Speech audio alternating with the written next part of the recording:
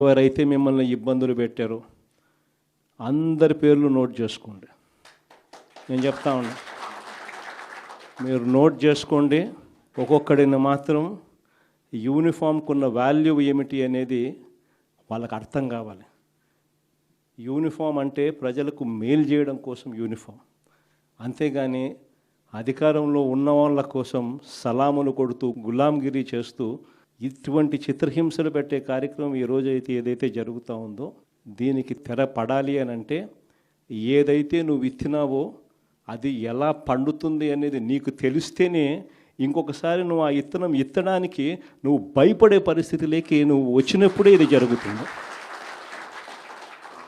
కాబట్టి ఈసారి మాత్రం ఖచ్చితంగా మెసేజ్ ఖచ్చితంగా పోతుంది.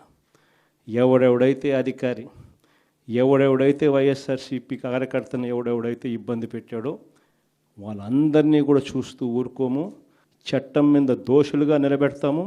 ఒకవేళ వాళ్ళు రిటైర్ అయిపోయి వెళ్ళిపోయినా, లేకపోతే వాళ్ళు దేశం విడిచిపెట్టిపోయినా కూడా ఎవరిని వదిలిపెట్టం.